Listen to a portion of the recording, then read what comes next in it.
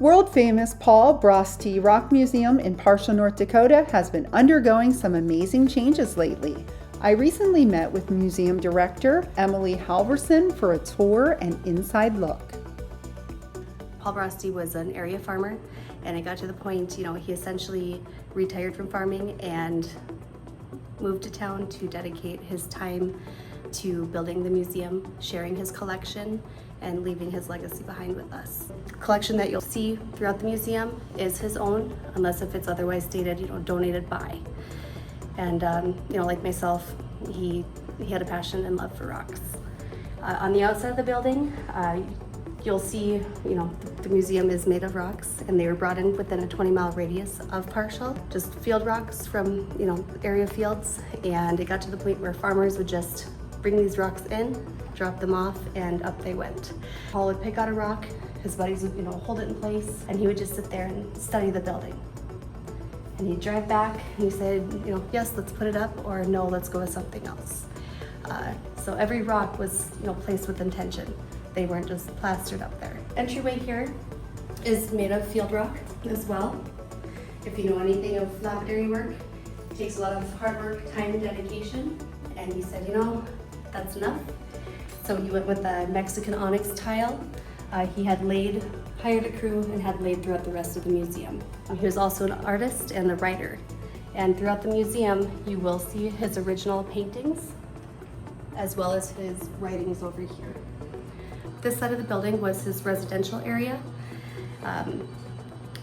Like I said, he essentially left the farm and dedicated his time here. So we are standing in what would have been his living room. This would have been the kitchen area. Paul built this in 1940 using an axle from the back of a truck and a motor from a washing machine. With this machine, he would put a rock in there, the specimen, and he would just start cutting sides. And to the point where it was fairly round. From there, he would cab and polish, making it a round sphere. I can confidently say that this inspired our modern day sphering technology that we have. So this, just a natural boulder, this demonstrates perfectly as to how he started the sphering process. He would, if you look at the sphering machine, there are joints where you can adjust height, length, width, and he would just start cutting. Another one I'll point out is this clear rutilated quartz crystal from Brazil. Rutilations within the rutilated quartz. They do come in different colors, copper, silver, black. But if you look closely, there's these inclusions, they're actually called.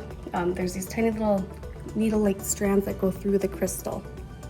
He made 2 of the larger spheres. The one he donated to the Smithsonian. Otherwise, this is the most valuable piece in the museum.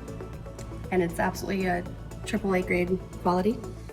Paul did make this display meticulously, so there's no beginning, no end. It just continuously goes on. Emily pointed out a few other most valuables on display. This, purple and yellow fluorite. For a specimen that large, it is simply too large to be evaluated. Over here, this curly gypsum selenite, the fun little curls on it. That is the second most valuable piece in the museum. For a specimen that large, there's only 2 known pieces in the world. I'm not 100% sure, but I was told the other piece is also at the Smithsonian. Emily shared and showed us some treasured pieces that had been kept within the family over the years, really highlighting the rich history of the area. She also explained to us the extraordinary process of a dendrite. That water-rich mineral solution will seep in through any point of entry or access. The pores, cracks, crevices within the sedimentary stone, and it works its way in there. And then after, hundreds, thousands of years, that water evaporates, giving us that beautiful, natural occurring tree-like mineral. And again, that is the world's best dendritic slab. The museum offers an incredible variety of rocks and minerals to explore, and a place where visitors can see the rich geological story of our community all in one remarkable collection. We looked at some agates, one of Emily's personal favorites. Specifically, these cases are more geographically appropriate to our region. The Fairburns are going to be more South Dakota. and the Montana moss. We can find those on the western side of the state, Missouri and Yellowstone tributaries, and into Montana.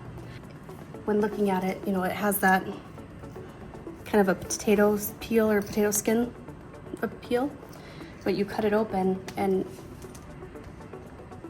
this specific piece in particular, so it's not quite petrified, instead it's agatized. So it is a log that has been completely remineralized into stone.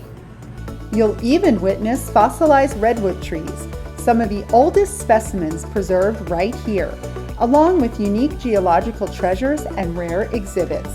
To set up a tour, contact Emily today and be sure to watch for the hands-on activities and wonderful experiences she's creating for children and the whole community.